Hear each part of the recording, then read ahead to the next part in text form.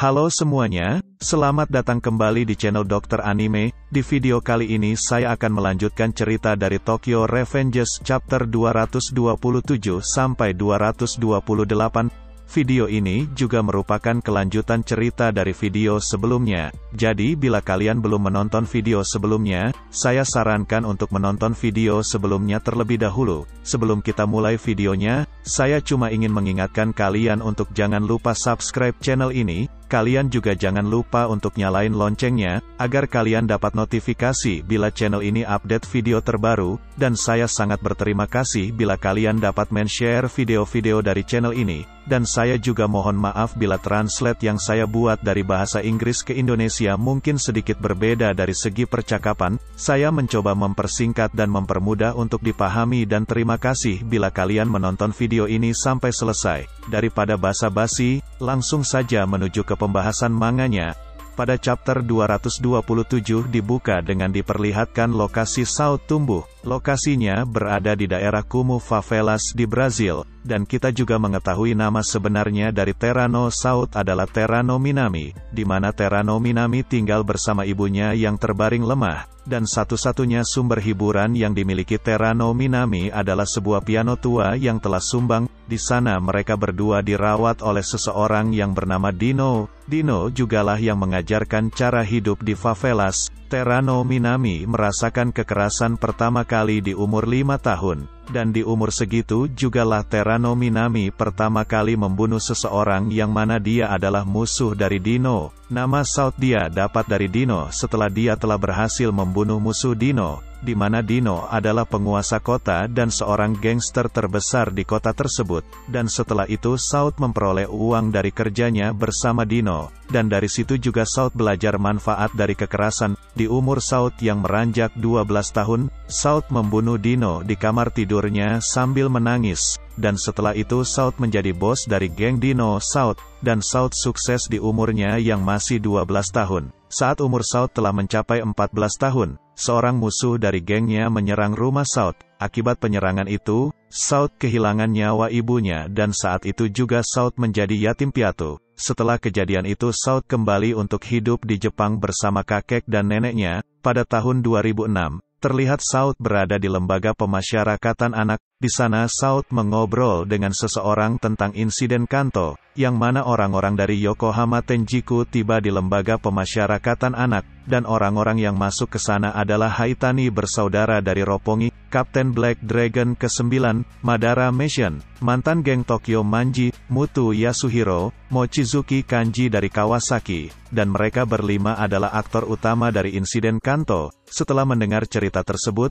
Saut berpikir untuk mengalahkan mereka berlima dan berencana untuk menjadi nomor 1 di Kanto. Pada saat itu Saut memutuskan untuk membangun eranya sendiri di Jepang, dan setelah itu Saut terlihat telah menghajar mereka berlima sekaligus. Pada tahun 2007, Saut bebas dari lembaga pemasyarakatan anak, dan di sana Saut dijemput oleh Haitani bersaudara, Mochi dan Madara Mission, dan pada tahun itu juga Saut mendirikan geng Rokuhara Tandai. Setelah bebas Saut mengatakan kepada Haitani Ran bahwa Saut ingin mengajak Kakucho ke dalam Rokuhara Tandai, akan tetapi Haitani Ran mengatakan bahwa Kakucho tidak akan mendengarkan perkataan Saut. Haitani Ran juga mengatakan bahwa Kakucho sebenarnya bukan bagian dari mereka sebelum Izana menyuruhnya bergabung. Akan tetapi Saut masih bersikeras dan mengatakan dirinya adalah orang yang sangat baik dalam bernegosiasi. Pada pertemuan mereka, Saut berhasil menghajar Kakucho sampai-sampai Kakucho mengakui kekalahannya dari Saut.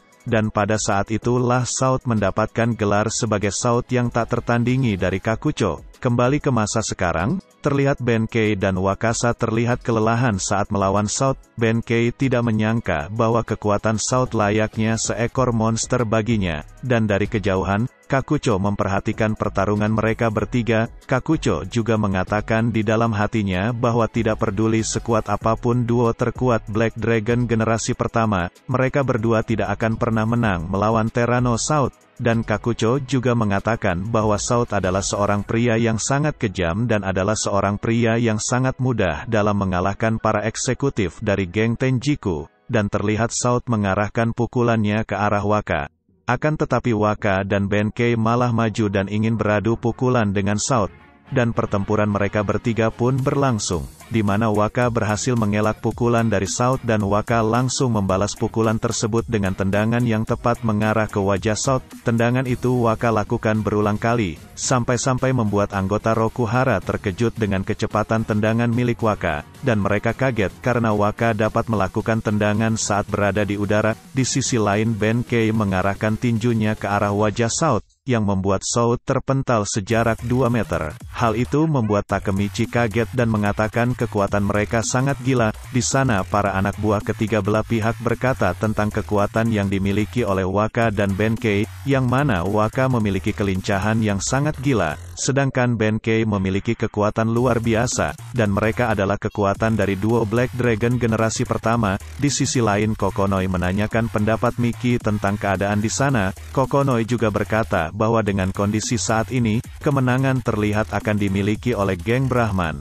Akan tetapi, Miki meragukan hal tersebut dan menanyakan Kokonoi kembali apakah Kokonoi yakin dengan pendapatnya, dan perkataan Miki membuat Kokonoi kaget. Di sisi lain South terlihat bangkit kembali setelah menerima pukulan dari Waka dan Benkei, dan South mulai menceritakan tentang kisah masa kecilnya kepada mereka berdua, di mana pada saat umur South 12 tahun, South memiliki seorang pria yang dia sebut sebagai ayah, dan saat itu South memukulnya dengan cinta yang South miliki untuknya hingga tewas. Dan kita semua mengetahui bahwa pria yang South maksud adalah Dino. South juga menjelaskan tentang luka tembak di pundak depannya yang dia miliki. South berkata bahwa luka tersebut dia dapat pada saat umur 14 tahun, di mana saat itu terjadi penyerangan di rumah South sehingga membuat ibu South mati dalam baku tembak tersebut, dan South saat itu berjuang antara hidup dan mati dengan luka tembak yang dia miliki, dan South merasakan dorongan pada dirinya yang tidak bisa dia tahan. Melihat ekspresi South membuat Takemichi mengingat tentang drag impulses milik Miki,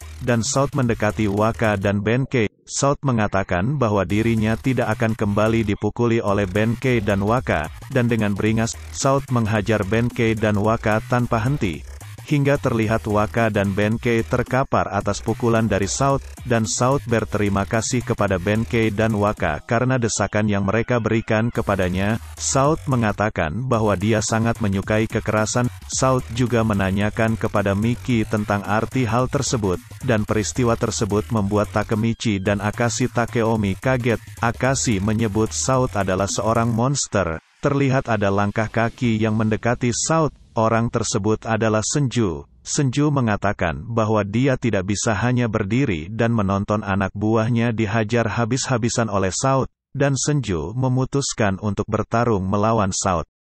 Alur cerita Tokyo Revenger akan selesai di sini, dan akan berlanjut di video saya selanjutnya. Bantu channel ini dengan cara share dan subscribe, dan bila kalian berkenan, bisa follow Instagram channel ini, dan linknya saya letakkan di deskripsi. Terima kasih untuk kalian yang mau menonton video ini sampai selesai, dan sampai jumpa di video saya selanjutnya.